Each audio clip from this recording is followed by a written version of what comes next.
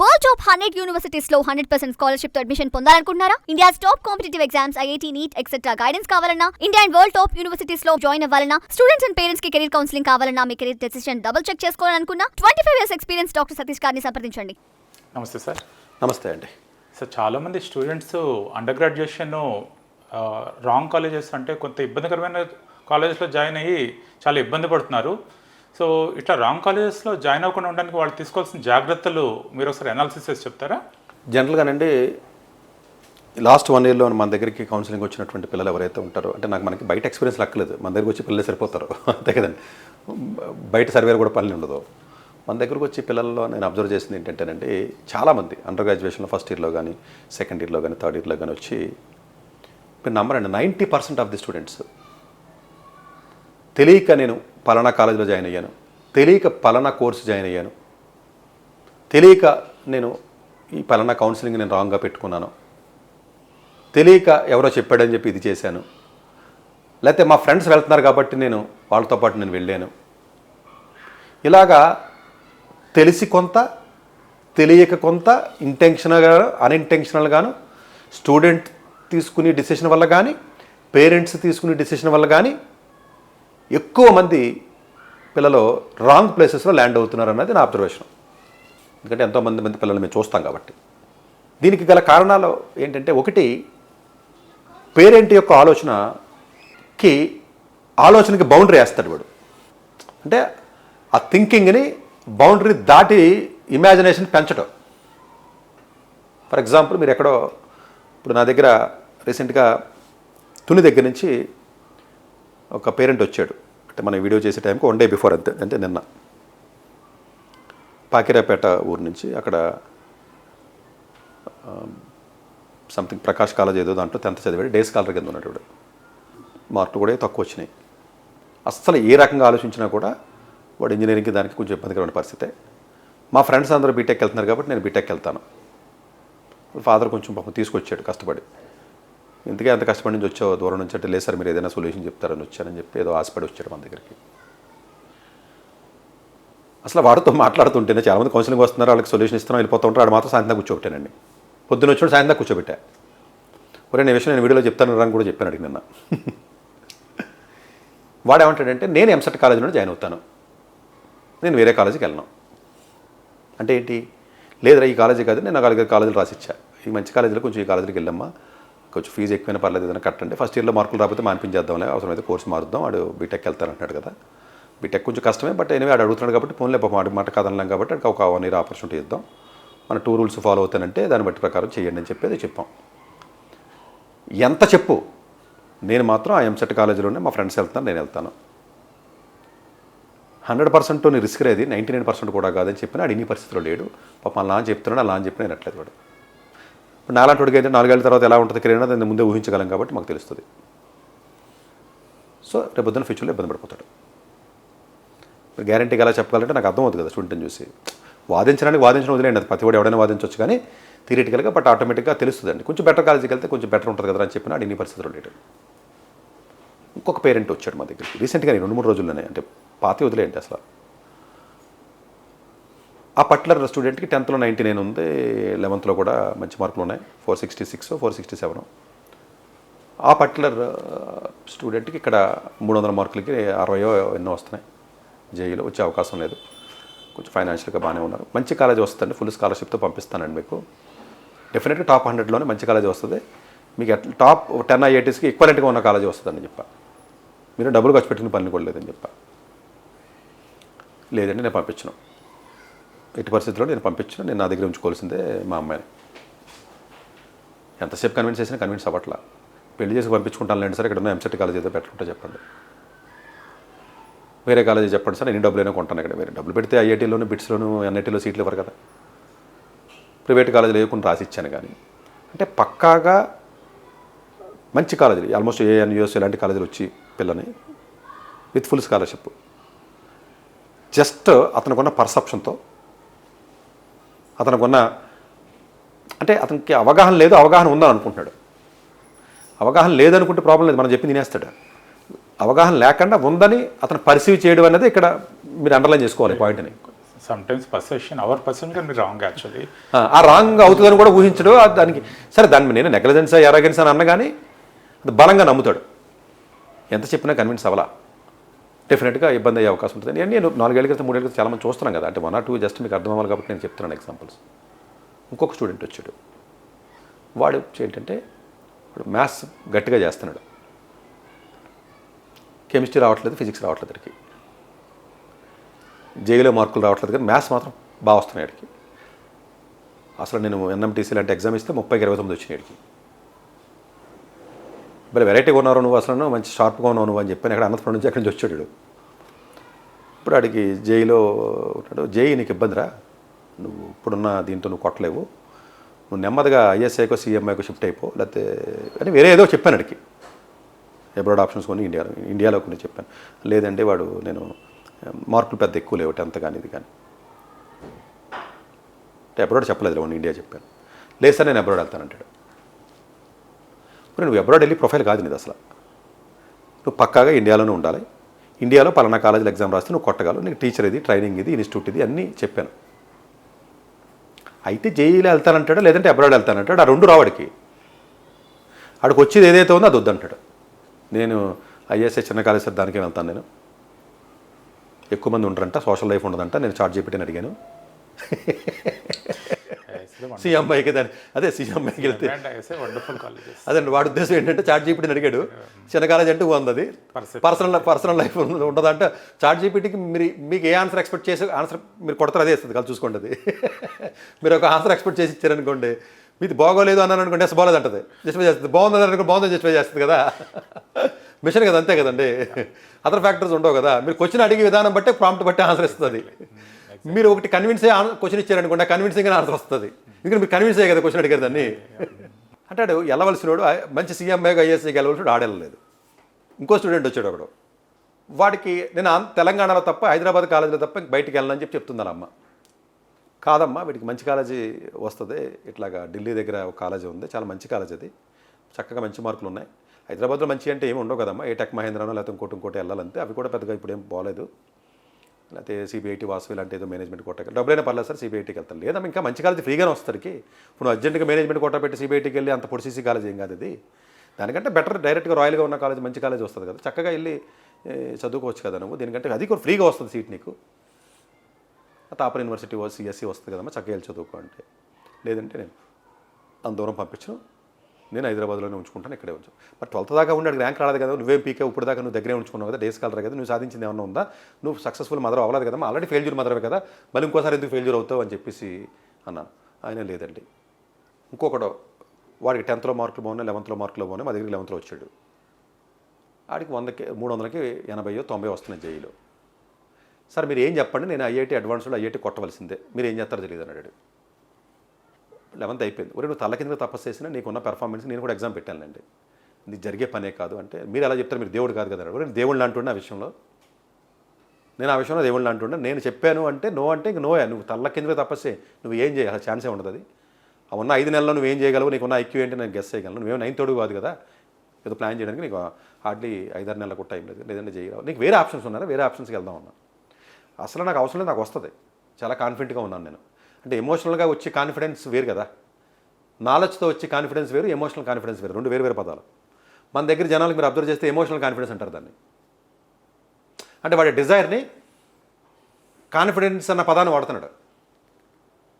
Car కొనాలని ఉంది అన్నది మీ కోరిక అండి, కాన్ఫిడెంట్గానే కొనేస్తాను డబ్బులు లేకపోయినా అంటున్నారు మీరు, సంపాదించి కొనేస్తాను అంటున్నారు మీరు.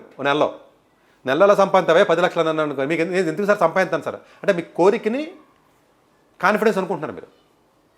మీరు చాలామంది మాటలు అబ్జర్వ్ చేస్తే వాడికి కాన్ఫిడెంట్గా చెప్తున్నాడు కనపడతాడు యాక్చువల్గా చాలామంది ఇళ్లలో పిల్లలు, కానీ వాడు కాన్ఫిడెన్స్ కాదు, వాడు డిజైన్ చెప్పేస్తున్నాడు. అవును, తర్వాత రిజల్ట్ వచ్చిన తర్వాత మళ్ళీ వచ్చాడు, ఇంకా పనికిరావని నేను చేయలేదు, టైం వేస్ట్ వెళ్ళిపోరని చెప్పాను. ఇప్పుడు ఇలాగ వచ్చిన స్టూడెంట్స్ 100 మంది ఉంటారు కదా నా దగ్గరికి, వీళ్ళందరూ మళ్ళీ సెకండ్ ఇయర్ అయిన తర్వాత రిజల్ట్ వచ్చిన తర్వాత వస్తారు, లేదా ఇంజనీరింగ్ జాయిన్ అయిన తర్వాత ఫస్ట్ ఇయర్ అయిన తర్వాత వస్తున్నారు. చాలామంది ఫస్ట్ ఇయర్ అయిన తర్వాత వస్తారు, సార్ మీరు చెప్పిందే కరెక్ట్ అయింది, ఇప్పుడు పెర్ఫార్మెన్స్ లేదు, అక్కడ వర్స్ట్ కాలేజెస్, అక్కడ ఫ్యాకల్టీ లేరు, ఏమి లేరు, ఇప్పుడు ఏం చేయాలి, సావండి అయితే అని చెప్పి అమ్మంటున్నాను. మ్యాక్సిమం నా దగ్గర కౌన్సిలింగ్ వచ్చినట్టు ఎవడైనా సరే 90% రెండోసారి వస్తాడు, వినీసినోడు రాడు. ఈ మిగతా వాళ్ళు వినరు కదా, వాళ్ళు వచ్చి వెనక్కి వస్తామే, గోడ కొట్టిన బదులు తిరుగుతూనే ఉంటారు 3-4 సార్లు నా దగ్గరికి వచ్చి, నేను తిట్టి పంపిస్తూనే ఉంటాను వాళ్ళని. కొంతమంది వస్తారు, సతీష్ గారు మీరు దేవుళ్ళు అంటోళ్ళు, మీరు ఏది చెప్తే అదే చేస్తాను నేను, మీరు ఇది చెప్పండి ఇదే చేస్తాను నేను, మాకేం తెలియదు, మేము అమాయకులం, మాకు బ్రెయిన్ లేదు, మీరు చెప్పింది చేస్తాం, మీ మీదంటే మాకు నమ్మకం అని వస్తారు కదా, చక్కగా అన్నీ మాట్లాడతాడు, అంత అయిపోతుంది కదా. లాస్ట్లో నేను ఏదైతే చెప్తున్నా తింటావు, మళ్ళీ మీరు చెప్పింది వేదం అంటాడు. అంటే లోపల వాడుకున్నటువంటి కోరిక ఏదైతే ఉందో ఆ కోరికని ఫిక్స్ అయిపోతాడో సొల్యూషన్ నచ్చాలని ట్రై చేస్తాడు. యాక్చువల్గానండి మనకున్న లైఫ్లో ఉన్న ప్రాబ్లమ్స్లో కానీ లైఫ్లో మీకు ఎప్పుడు కూడా సొల్యూషన్స్ నచ్చవు మనిషికి. అదండి డాక్టర్ ఏదో చెప్పాడండి ఆపరేషన్ చేయాలన్నాడండి, ఎవరికి నచ్చుద్ది? నొప్పి వచ్చి వెళ్ళారు ఆపరేషన్ చేయాలన్నాడు, నచ్చదు కదా మీకు, నాకు ఎవరికి నచ్చుద్ది? నాకు వెళ్తేనే మనకు సైనస్ వచ్చి వెళ్ళాను ఆపరేషన్ చేయాలన్నాడు నన్ను ఏదో సంథింగ్. మనకు నచ్చింది ఏంటంటే ఇంకా అందులో చేయకపోతే పోతాం. సొల్యూషన్ని నచ్చాలని ట్రై చేస్తూ నీకున్న డిజైర్ని దాన్ని కలుపుతున్నావు. సొల్యూషను నీ డిజైర్కి కలిసిపోవాలని ట్రై చేస్తున్నావు నువ్వు. ఈ కలిసిపోవాలన్నటువంటి క్లాష్ ఉందన్న విషయం కూడా మీకు అర్థం కావట్లా. నేను ఇలా అనుకుంటున్నాను, నేను జేఈ కొట్టాలని నేను డిసైడ్ అయ్యాను కాబట్టి దానికి ఎలా కొట్టాలో చెప్పండి అంటున్నావు నువ్వు. ఒరే నీకు వచ్చే అవకాశం ఇప్పుడున్నటువంటి టైంకి నీకున్న నాలెడ్జ్కి వచ్చే అవకాశం లేదు అన్నది నువ్వు డైజెషన్ చేసుకోవట్లేదు. వేరే సొల్యూషన్ చెప్తే నువ్వు వినవు. మీరు గొప్పవాడు కాబట్టి మీరు చెప్పాల్సిందే, నేను కొట్టవలసిందే అంటాడు. అయితే కొంతమంది సార్ మీరు మెంటరింగ్ తీసుకోండి, మీరు తీసుకుంటే వస్తుంది అంటారు. సరే స్టూడెంట్ సరిగ్గా లేకపోతే పూర్తిగా లేకపోతే 6 నెలల వన్ నేను తీసుకుని నేనైతే ఫెయిల్ అవుతాను, నేను తీసుకోలేను కదా. ఇప్పుడు చాలామంది అబ్రాడ్కి గురించి సంబంధించి మా దగ్గరికి వచ్చినప్పటికి కూడా మీరు నమ్మడం 500 మంది అడిగితే కనీసం 10-15 మందిని కూడా తీసుకోను నేను. నాకు సూట్ అవ్వాలి కదండి నాకు కూడాను. అంటే ఇక్కడ అర్థం చేసుకోవాల్సినటువంటి విషయం ఏంటంటే మీరు ఓపెన్ మైండ్తో సొల్యూషన్ వెతకాలి తప్ప ప్రీ ఆక్యుపైడ్ మైండ్తో మీ డిజైర్స్ కలిపి సొల్యూషన్ అవతల వ్యక్తిని జీవితంలో ఎప్పుడు అడగండి. మీరు సలహా అడగడానికి వచ్చారు నా దగ్గరికి, మీరు ఓపెన్ మైండ్తో ఉండాలి, వైట్ పేపర్ లాగా. సార్ ఇది ప్రాబ్లం, ఏమైనా సొల్యూషన్ ఉంటే చెప్పండి. నువ్వు బాగా తెలివైనడివి అప్పుడు పర్లేదు. సార్ నేను ఎక్స్ట్రాడినరీ స్టూడెంట్ కాబట్టి సార్ నాకు ఇలాగ ఇక్కడ ఐఐటి మద్రాసులో వచ్చింది, మేబీ అక్కడ ఏదైనా వేరే ఇంతకంటే బెటర్ కాలేజీకి వెళ్ళే అవకాశం ఉందా, ఒక లేకపోతే మానేద్దాం. మీ నాలెడ్జ్ లెవెల్ ఎక్కువ అయ్యే కొద్ది మీకు ఆప్షన్స్ పెరుగుతాయి, మీ నాలెడ్జ్ తక్కువ ఉన్న కొద్ది ఆప్షన్ తక్కువ ఉంటుంది. మన అన్ఫార్చునేట్గా మన భారతదేశంలో ఉన్నటువంటి పేరెంట్స్ ఎలాంటి వాళ్ళు తెలుసా, నాలెడ్జ్ తక్కువ ఉన్న వాడికి ఆప్షన్స్ ఎక్కువ ఒప్పుకోడు. నాలెడ్జ్ తక్కువ ఉన్నా కూడా నాకు 1 or 2 నేరో పాత్సే కావాలంటాడు. మీరు చెప్తే విన్నట్టు ఉంటాడు కదా, వినడం. మీరు పల్లెటూరు నుంచి వస్తారు కదా, ఇలా అమాయకంగా ఉన్నారు, కర్నూలు నుంచి విజయనగరం నుంచి అనుకుంటాం కదా, గొమ్మిని ఎండ ఒక పట్టాన్ని బాగా తిడితే తప్ప కొంతకాలానికి కొంతమంది తింటారు అంతే. కోపం వచ్చి బాగా గట్టిగా తిడతాను కూడా, మీరు మారరా బాబు, మీరు చచ్చిపోండి బాబు అని. అంటే అంత కరుడు కట్టిన తీవ్రవాదుల్లా ఉంటారు కొంతమంది. అది నువ్వేం చెప్పు, లాస్ట్కి అంతా తిరిగిపోతాడు కదా, గంట సేపు అయిపోయిన తర్వాత లాస్ట్లో ఫస్ట్ చెప్పింది లాస్ట్ చెప్తాడు. మీరు వచ్చినప్పుడు ఏదైతే నాకు సరే నేను ఇలా అనుకుంటానని మీకు కోరిక చెప్తారు కదా, మొత్తం అంతా కౌన్సిలింగ్ అయిపోతుంది కదా, 1 hour అయిపోయిన తర్వాత మరి ఫస్ట్ చెప్పింది లాస్ట్ చెప్పి ఆగుతాడు.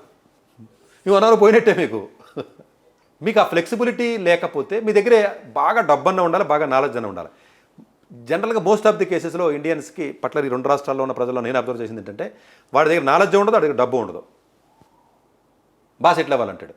ఇప్పుడు దానికి ఏదైనా మనం మార్గం చెప్పామనుకో, 2 ఏళ్ళు ఎక్స్ట్రా చదవరా అన్నాం అనుకో, మనం 1 year వేస్ట్ చేయను. మా దగ్గర కొంతమంది వస్తారు, 10th వచ్చాడు, మరి నాలెడ్జ్ సరిగా లేదురా, 9th మళ్ళీ చదవరా, 10th మళ్ళీ చదవరా అన్నాను అనుకో, 1 year వేస్ట్ చేయను సార్ నేను. నువ్వు ఎన్ని చెప్పు, వాడు 1 year వేస్ట్ చేయను, ఆయనే చేయి రావాలి. లేదు సార్ ట్రై చేస్తాడు సార్, తెలివైనడు సార్, అడు బాగా కష్టపడతాడు సార్, వస్తుంది సార్, లేదురా వచ్చే అవకాశం లేదు, కుదరదు సార్.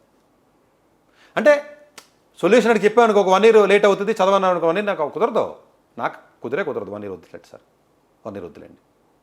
ఇలాగా తీసుకునే డిసిషన్స్ వల్ల మోస్ట్ ఆఫ్ ది మీకు పిల్లలు ఎవరైతే ఉంటారో ఎంసెట్ కాలేజీలోని, డీమ్డ్ కాలేజీలోని, చెత్త చదరం కాలేజీలో చదివి వాళ్ళు ఎవరైతే ఉంటారో వీళ్ళందరూ తెలియక తీసుకున్న డెసిషన్లా అంటే కాదండి. చాలామంది తెలిసి ఓవర్ కాన్ఫిడెన్స్తో ఏదో ఊహించుకుని ఎవరినో ఒకటి ఎగ్జాంపుల్గా తీసుకుని 100 మందిలో సక్సెస్ అయిన ఒకటి ఫోటో చూసి లేకపోతే ఇంటి పక్క ఒకటి చెప్పాడనో లేకపోతే ఇంకొకటి చెప్పాడని అనుకుని మీరు డిసిషన్ తీసుకుని జస్టిఫై చేస్తున్న మనుషులు వీళ్ళందరూ. డిసిషన్ తీసుకునే వాళ్ళు కాదు, ఫస్ట్ డిసిషన్ తీసుకుంటాడు అన్కాన్షియస్గా, సబ్ కాన్షియస్ మైండ్లో. ఇప్పుడు హైదరాబాద్లోనే ఉంచాలని డిసైడ్ అయ్యారు కదా, డిసిషన్ తీసేసుకుని మీరు వేసి ఎత్తుతున్నారు. ఓకే టెక్ మహేంద్రాకి వెళ్ళాను, టెక్ మహేంద్రాకి వెళ్ళిన తర్వాత మంచి కాలేజీలో సీట్ వచ్చింది, ఆడవాడికి 25 లక్షలు వచ్చిందంటే మనం కూడా జాగ్రత్తగా చదివితే టైం వేస్ట్ చేయకుండా వాళ్ళ కష్టపడి చదివితే మనకెందుకు రాదు, వస్తుంది కదా, ఓకే జాయిన్ చేసేయి. అంతే తప్ప అక్కడ 1000 మంది ఉన్నారు కంప్యూటర్ సైన్స్ డిపార్ట్మెంట్లో, 600 మంది ఉన్నారు, 600 మందిలో 10 మందికే వచ్చినాయి, మిగతా వాళ్ళకి రాలేదు, అసలు సగం మంది కూడా జాబులు లేవు, ఈసీలో అయితే 90% కూడా జాబులు లేవు, దీనికి పనికి రాకుండా ఉన్నారంటే అవసరం లేదు. నెగిటివ్ అయితే చూస్తాను, పాజిటివ్గా ఉన్నారు కదా, ఆ ఈసీ డిపార్ట్మెంట్ 10 మందికి వచ్చింది కదా, 10లో నేను ఎందుకు అంటావు. ఎందుకంటే నువ్వు డిసిషన్ తీసుకున్నావు కాబట్టి నీకు అది కన్విన్సింగ్గా ఉంది ఆన్సర్. అదే నువ్వు ఓపెన్ మైండ్తో ఉన్నావు అనుకో, అదేంటి సార్ 100కి 10 మందికి జాబ్లు వస్తాయా, 90 మందికి రావా, మరి నేను ఎందుకు వెళ్తానంటావు, నీకు భయం వేస్తుంది. నువ్వు డిసిషన్ ఆల్రెడీ తీసేసుకుంటే నీకు భయం ఎందుకు వేస్తుంది, యువర్ ఆల్రెడీ కన్విన్స్డ్ కదా. సో వీళ్ళందరూ డిసిషన్ తీసుకుని జస్టిఫికేషన్ గురించి ఓకే చేయించుకోవడానికి వస్తూ ఉంటారు మళ్ళీ దగ్గర కొంత ఒక్కొక్కసారి. ఇవి డేంజరస్ క్యారెక్టర్స్ అండి ఇవన్నీ. వీళ్ళందరూ తర్వాత లిటరల్గా కూర్చొని ఏడుతూ బాధపడతారు పేరెంట్స్ అందరూ నేను చేసిన తప్పని. మోస్ట్ ఆఫ్ ది కేసెస్లో 90% పేరెంట్స్ ఫెయిల్యూర్ పేరెంట్స్ ఎడ్యుకేషన్ కెరీర్కి సంబంధించి. ఎర్నింగ్లో సక్సెస్ఫుల్ వీళ్ళందరూ. నేనంటే జీరో, వాళ్ళందరూ సక్సెస్ఫుల్లే. ఇప్పుడు అడిగాడు మీరేం పెద్ద సక్సెస్ సార్, మీరేం సంపాదించారు కదా, పట్టుమని చెప్తే మీ దగ్గర ఏమన్నా సార్, నేను బోర్డు సంపాదించాను సార్, రియల్ ఎస్టేట్ బ్రోకర్ పని చేసినాడు ఒకడు. కరెక్టే, వాళ్ళలో వాడు సక్సెస్సే కదా. బట్ వీటిల్లో ఆల్మోస్ట్ ఫెయిల్యూర్ పీపుల్. అంటే మీరు మీరు ఎప్పుడైతే నాలెడ్జ్ తక్కువ ఉందో మీరు ఇంకా ఓపెన్ మైండెడ్గా ఉండాలి, ఇంకా ఆప్షన్స్ ఎక్స్ప్లోర్ చేయాలి. మీరు నాలెడ్జ్ తక్కువ ఉన్నప్పుడు ఇంకా ఇంకా ఇంకా ఇంకా ఎక్స్ప్లోర్ చేయాలి. ఎందుకని ఆప్షన్ దొరకలా, ఇంకా ఎక్స్పాండ్ చేయి, నెతుకు దొరకలా, ఇంకా ఎక్స్పాండ్ చేయి, ఇంకా దొరుకుద్దా, ఇంకా ఎక్స్పాండ్ చేయి, దొరికింది ఆగు. అంటే ఇక్కడున్న స్టూడెంట్ మీ మైండ్ ఇమాజినేషను మీ ఆపర్చునిటీస్ని ఇక్కడ దాకా ఎక్స్పాండ్ చేసి ఇక్కడ దొరికింది కదా పట్టుకో. బాగా తెలివైనోడివి ఇక్కడ దొరికేస్తుంది నీకు. నెక్స్ట్ స్టెప్ ఎందుకు అసలు? హైదరాబాద్లో ఉన్నావు, హైదరాబాద్లో కావాలనుకున్నావు, కొట్టావు, 380 హైదరాబాద్ కొట్టి వెళ్ళావు, అయిపోయింది, సరిపోయింది కదా. నీకు స్కోర్ వచ్చింది ఏలో 99.9, 380 హైదరాబాద్లో ఉండాలనుకున్నా వచ్చేసింది. ఆ క్యాపబిలిటీ లేనప్పుడు హైదరాబాద్లో ఉంటావు, నాకు అర్థం కదా నువ్వు. సరే, నాలెడ్జ్ ఎక్కువ ఉన్నప్పుడు మీకున్న డిజైర్స్ కానీ మీకున్న రిస్ట్రిక్షన్స్లో మీరు వర్క్ చేయొచ్చు. మీకు బాగా ఇంటెలిజెన్స్ అంటే బాగా తెలివి ఉందండి, హైదరాబాద్లోనే జాబ్ చేయాలనుకున్నారు, వస్తుంది, ఎందుకు రాదు? మీకు తక్కువ నాలెడ్జ్ ఉంది, హైదరాబాద్లో ఎందుకు ట్రై చేస్తారా మీరు? ఢిల్లీ అంటారు, అది కూడా సరిపోవట్లేదు. సింగపూర్ అంటారు, అది కూడా సరిపోవట్లేదు, ఆఫ్రికా వెళ్ళాలి. చూసారంటే మీ పరిధిని పెంచాలి. Till you get the best option. మీరు ఎక్కడ ఆగిపోతున్నారు? అది తెలియక ఆగిపోతున్నారంటే మీరు అనుకుంటారు, తెలియక కాదు, వాళ్ళ రిస్ట్రిక్టెడ్ మైండ్ వల్ల ఆగిపోతున్నారు వాళ్ళు. అంటే మిగతావి ఎక్స్ప్లోరే చేయట్లా, ఎందుకంటే అడిగి నచ్చలేదు కాబట్టి. చదువుకోలేదు, వీడికి ఏం తెలియదు చదువు గురించి అని అనుకున్న పేరెంట్స్ ఎవరైతే ఉంటారో వాళ్ళందరికీ ఆల్రెడీ మైండ్లో సబ్కాన్షియస్గా ఒక డిసిషన్ తీసేసుకుని ఉన్నారు వాళ్ళందరూ. అది ఎమోషనల్గా బాండింగ్ అనుకోండి, లేకపోతే ఫైనాన్షియల్ ఆస్పెక్ట్ అనుకోండి. ఒక్కొక్కడికి ఆస్తి ఉంటుంది, సచ్చిన రూపాయి తీడు, చదువుకు మాత్రం పెట్టడు. చదువువాల్సిన అవసరం ఉంది, వ్యాపారం చేస్తే వాళ్ళు డబ్బులు వచ్చినాయి కదా, దీనికైతే డబ్బులు పెట్టాలి, అది కూడా వ్యాపారంగా చూస్తాడు. చదువు మీద పెట్టుబడిని కూడా వ్యాపారంలో పెట్టుబడి కింద చూస్తాడు. యాక్చువల్గా చదువు మీద పెట్టుబడి మంచిదే, 40% 4 ఇయర్స్కి ఇన్వెస్ట్మెంట్కి ఎనర్జీకి 40 ఇయర్స్ బెనిఫిట్ కదా. 10 times ప్రాఫిట్ వచ్చి బిజినెస్ ఏముంది అసలు ప్రపంచంలో? 40 years కదా సార్, 8 years బెనిఫిట్ అంటే ఓన్లీ ఎడ్యుకేషన్ కెరీర్, అంటే జాబ్ కెరీర్ కాదు. అంటే మీకు 20 times అంటే అంత రిటర్న్ వచ్చి బిజినెస్ ఏముంది అసలు? ఏంటో ఇదొక మూర్ఖత్వం. కొన్ని సందర్భాల్లో మదర్ చెప్తే ఫాదర్ సెంటర్, ఫాదర్ చెప్తే మదర్ సెంటర్, వీళ్ళిద్దరూ ఓకే అనుకుంటే ఆడెండో, పోనీ ఈడింటేనేమో ఈడెండో. ఈ ముగ్గురు కలిసేది ఎప్పుడు? ఈ కర్మ ఏంటంటే మన ఫ్యామిలీ స్ట్రక్చర్లో మదర్ ఒప్పుకోవాలి, ఫాదర్ ఒప్పుకోవాలి, కొడుకు ఒప్పుకోవాలి. కర్మకి ఆ కొంపలో ఎవడన్నా మావయ్య అమ్మమ్మ తాత అంటే ఆడు ఒప్పుకోవాలి. ఇంతమందిని ఒప్పించి డిసిషన్ తీసుకోవడం మీ వల్ల అవుద్ది అనుకుంటున్నారా? వీళ్ళందరికీ ఈజీగా ఉన్న డిసిషన్ ఏంటి తెలుసా? ఇంటి పక్కన కాలేజీ. మీకు మోస్ట్ కాంప్లెక్స్ సిస్టమ్ కదండి మందంతాను. కాదండి, మీరు డిసిషన్ తీసుకున్నారు అనుకోండి, ఇంట్లో మీ వైఫ్ ఒప్పుకోవచ్చు కదా, మళ్ళీ డిసిషన్ మళ్ళీ మొదలుకొస్తుంది. ఈ కాంప్లెక్స్ సిస్టమ్ నుంచి బయటకు రావడం కూడా పెద్ద ఛాలెంజింగ్ టాస్క్ ఇది. సో ఇవన్నీ ఫ్యాక్టర్స్ ఉంటాయి కాబట్టి చాలామంది పేరెంట్స్ 90% ఆఫ్ ద పేరెంట్స్ కాలేజీలో జాయిన్ అయిన తర్వాత ఇంటర్ ఫస్ట్ ఇయర్, అదే ఇంజనీరింగ్ ఫస్ట్ ఇయర్ తర్వాత కానీ సెకండ్ ఇయర్ యూజీలో చాలామంది లోకల్లో ఇంజనీరింగ్ అదే బీఎస్సీ కానీ బేకామ్ అని చెత్త, లేకపోతే చార్టెడ్ అకౌంట్ అనో, లేకపోతే ఆ కోర్స్ అనో ఈ కోర్స్ అనో, ఈ చెత్త చదవడం కోర్సుల్లో వేసి దేనికి పనికి రాకుండా రోడ్డు మీద వదిలేస్తున్నారు వీళ్ళని. ఏదో కన్నామనరా, స్కూల్లో వేసామనరా, పనికి మళ్ళీ కాలేజీలో వేసామనరా అని చెప్పి వదిలేస్తున్నారు అంతే. వీళ్ళని ఎందుకు వేస్తున్నారో తెలియదు, ఏం చదువుతున్నారో తెలియదు, దేనికి పనికి వస్తాడో తెలియదు, తర్వాత కూర్చుని ఏడుస్తున్నారు. ఇది కొంత వైట్ పేపర్ లాగా ఓపెన్ మైండ్తో మీరు ఆలోచించాలి. మీకు డబ్బులు లేకపోయినా, నాలెడ్జ్ లేకపోయినా, మీరు ఆప్షన్స్ తక్కువ ఉన్నప్పుడు మీరు ఆపర్చునిటీస్ని ఎలా ఎలా ఎలా ఎలా ఎలా ఎక్స్పాండ్ చేసుకుంటూ వెళ్ళి సొల్యూషన్ పలానా చోట దొరికింది బెటర్ అనుకుంటే అక్కడ ఆగాలి. మీరు అసలు ఎక్స్పాన్షనే చెయ్యను, నేను ఇక్కడే వర్క్ చేస్తాను, ఇందులోనే నాకు ఏదో డెసిషన్ చెప్పండి, బెస్ట్ డెసిషను, ఈ 4 కాలేజీల్లోనే బెస్ట్ కాలేజీ చెప్పండి అన్న మూర్ఖత్వంలోంచి మీరు బయటికి రానంత వరకు ఈ అన్రెస్ట్, ఈ ఏడుపులు పొడబొబ్బలో బతికినంతకాలం అనవసరంగా తప్పు చేశాను, మా పిల్లల్ని తప్పు కాలేజీలో జాయిన్ చేశానని ఏడుస్తూనే పేరెంట్స్ చచ్చిపోతున్నారు. ఇందులోంచి బయటికి రావాలంటే నేను చెప్పినటువంటి కొన్ని జాగ్రత్తలు మీరు ఆలోచన విధానాన్ని మార్చుకున్నట్లయితే తప్పనిసరిగా కొంతమంది అన్నా బాగుపడతారు. ఆల్మోస్ట్ మన వీడియోల ద్వారా మా దగ్గర కౌన్సిలింగ్ వచ్చిన వాళ్ళ కొంతమంది మేము మార్చగలుగుతున్నాం, ఇంకా ఎక్కువ మందిని మార్చగలిగితే డెఫినెట్గా మంచిదని నేను భావిస్తున్నాను. సరే సో సార్ చెప్పినట్టు మీరు బౌండరీస్ రిస్ట్రిక్ట్ చేసుకోకండి, మీ థింకింగ్ ఓపెన్ థింకింగ్ చేయాలి, ఓపెన్ మైండ్తో ఆలోచించాలి, మంచి డెసిషన్ తీసుకోవాలి. సో చక్కటి కాలేజెస్ ఎక్కడుంటే అక్కడికి వెళ్ళి చక్కగా చదువుకోవచ్చు. Thank you sir, thank you so much. Thank you. Doctor yes Satish గారు ఏపీ తెలంగాణ విద్యార్థులకు సుపరిచితమైన పేరు. సతీష్ గారు 2001 యూపీఎస్సీ పరీక్షల్లో ఇండియన్ రైల్వే విభాగంలో ఉద్యోగం సాధించారు. సతీష్ గారు చదివిన చదువులు engineering, MTech, MBA executive MBA, MSc, MBA HR, MA psychology లాంటి పోస్ట్ గ్రాడ్యుయేషన్ డిగ్రీతో పాటు డాక్టరేట్ కూడా చదవటం జరిగింది. సతీష్ గారు నిరంతర విద్యార్థి. అలాగే సతీష్ గారు పలు ప్రతిష్టాత్మక కాంపిటేటివ్ పరీక్షలో యూపీఎస్సీ నిర్వహించే సివిల్ సర్వీస్ పరీక్షలో 179వ ర్యాంక్, అలాగే ఇంజనీరింగ్ సర్వీస్ లో 24వ ర్యాంక్, గేట్ ఎగ్జామ్ లో 4వ ర్యాంక్, క్యాట్ ఎగ్జామ్ లో 99.8%, జిమాట్ 76 స్కోర్, ఇలా పలు కాంపిటేటివ్ ఎగ్జామ్స్ లో మొదటి ప్రయత్నంలోనే ఎన్నో ర్యాంకులు సాధించారు. ఎన్ని క్వాలిఫికేషన్ డిఫరెంట్ పరీక్షలు ర్యాంకులు సాధించిన వ్యక్తులు మన ఇండియాలో చాలా అరుదనే చెప్పాలి. ఇలాంటి అకాడమిక్ లో పరంగా, కాంపిటేటివ్ పరంగా ఇన్ని ర్యాంకులు సాధించడంతో పాటుగా గవర్నమెంట్ ఉద్యోగం చేస్తూ పలు అవార్డులు తీసుకున్నారు. సతీష్ గారికి జోనల్ లెవెల్లో general manager award, all India లెవెల్లో నేషనల్ లైఫ్ టైమ్ అచీవ్మెంట్ గుర్తింపు దక్కాయి. అక్రిసియేషన్ of president life time Sevashri award Andhra Pradesh మంత్రి నుంచి అందుకున్నారు. వీటితో పాటు పలు రకాల అవార్డులను అందుకున్నారు. ఎన్నో ప్రతిష్టాత్మక ఆర్గనైజర్స్ పర్మనెంట్ మెంబర్ గా ఉన్నారు. కష్టపడి పైకి వచ్చిన వ్యక్తి కావటం వల్ల గత 20 సంవత్సరాల నుంచి ఎంతో మంది చిన్నపిల్లల దగ్గర నుంచి 5, 6 తరగతుల విద్యార్థుల నుంచి పెద్ద పెద్ద పీజీ, పీహెచ్డీ కాలేజీలకు వెళుతూ విద్యార్థులకు అవగాహన కల్పిస్తుంటారు. ప్రతి విషయంపైన డాక్టర్ సతీష్ గారు స్పష్టమైన అవగాహన కలిగి ఉన్నారు. డాక్టర్ సతీష్ బలంగా నమ్మే సూత్రం ఏంటంటే అవేర్నెస్ ఈజ్ ఎవ్రీథింగ్. మనిషికి అవేర్నెస్ ఉంటే ఏదైనా సాధించగలరు. ఒక్క మోటివేషన్ తోనే కాదు, ఏది చేయాలి, ఏది చేయకూడదు, ఎలాంటి డెసిషన్ తీసుకోవాలి అన్న విషయాలపై, ముఖ్యమైన విషయాలపై అవగాహన కల్పిస్తుంటారు. అలాగే గవర్నమెంట్, ప్రైవేట్ జాబులే కాకుండా ప్రపంచ దేశాల్లోని జాబ్స్ పై కూడా అవగాహన కల్పిస్తుంటారు. ఉద్యోగాలతో పాటు పెద్ద చదువులైన ఐఐటి వంటి వాటిపై సెషన్స్ నిర్వహిస్తూ ఉంటారు. ఇప్పటి వరకు 3 లక్షల సెమినార్స్ ఒక్క రూపాయి తీసుకోకుండా ఉచితంగా నిర్వహించారు. ఇందులో భాగంగా మన 99 టీవీ ద్వారా విద్యార్థులకు మోటివేషన్ ఇవ్వటానికి మీ ముందుకు వస్తున్నారు డాక్టర్ సతీష్ గారు.